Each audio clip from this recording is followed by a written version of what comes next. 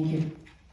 I first met Mr. Philip Arnold Jr. last year through our former police chief, Hanson, when I was supporting the efforts of the Liberty Players to hold an anti-racism and a tolerance rally that was happening in the park.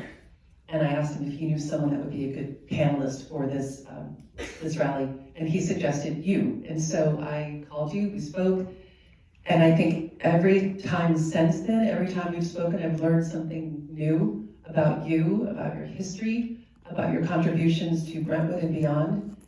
And I could honestly just sit and talk with you for hours and learn something every single time.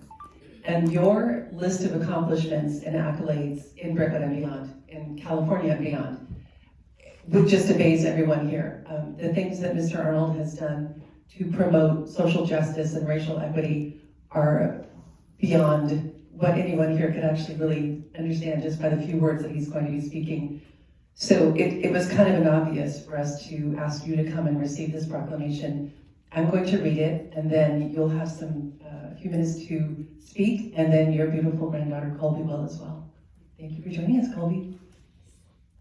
Whereas we celebrate the many achievements and contributions made by African Americans to our economic, cultural, and political development through bravery, perseverance, faith, and resolve, often in the face of prejudice and hardships.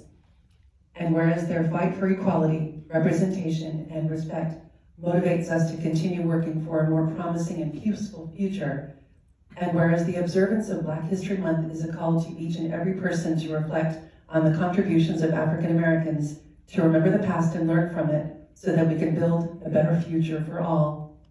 And whereas Black History Month is an occasion to rediscover the enduring stories of African Americans and the gifts of freedom, purpose, and the opportunity they have bestowed upon future generations like Colby.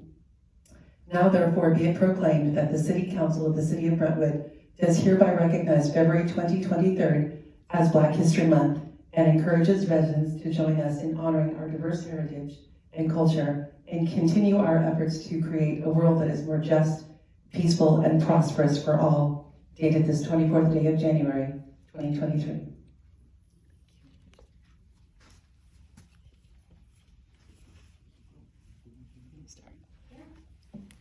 Hi, I'm Colby. As the great-grandchild of Tuskegee Airman Edwin T. Cowan, I express much gratitude being here today to not only honor and remember Black historical figures in times past, but to appreciate the Brentwood community for recognizing the significance of these people.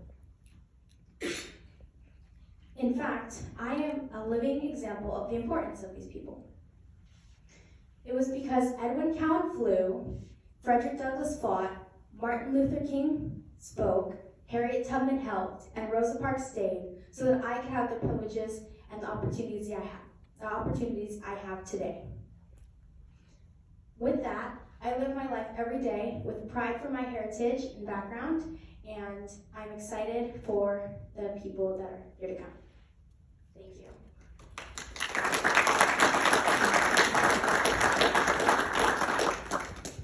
Proud grandfather, as you can tell. My wife, I must always introduce her because she's put up with me for being a husband in training for 51 years, still in training. Shelley, please stand. Shelley is the daughter and granddaughter of Colby, but she's also the daughter of one of the original Tuskegee Airmen. And I've learned a lot from him, and what I wouldn't give to have another cigar and a shot of Jack Daniels with him and learn from him. I'm grateful here because when I was Colby's age 14 years ago, I watched on 14 years old, I watched on TV a young lady get escorted by the name of Ruby Bridges into school with federal marshals. And I've come across a number of different things in my lifetime that have made me better, not bitter, because bitterness will kill you from the inside out. You'll end up in a hospital. But I can remember the day that Brown versus Board of Education was passed. And it took them about 2 years to make that happen, or actually had to go to. My mother told me you've got to go to the white school next year.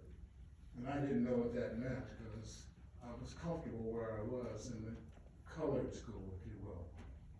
I got there and I was greeted with rocks, slurs, spit, punches by just a handful of kids, to the point that I used to pray at night, Lord, let me wake up white tomorrow so this nightmare will be over. And then, but God had a plan for me, and several years later, he made me very big. And my bullies turned to buddies. Because I found out I could take out my rage and anger on the football field, and they would cheer me for doing it. So that was an outlet.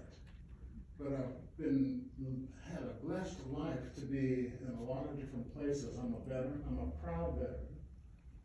I'm a product of the National Security Agency, where I was a Russian interpreter. I monitored Soviet Air Force communications with a top secret cryptographic code word clearance out of the Middle East across the Black Sea. And you can't tell a book by its cover, and you wouldn't know that. But I'm going to get to the point right now, was that going into my senior year in high school, the 16th Street Baptist Church in Birmingham was bombed. And I kept asking myself, Daddy, can they do that? And he said, yes, and they will. And we still see that today for reasons we don't understand. But I am so grateful. I'm grateful to be here.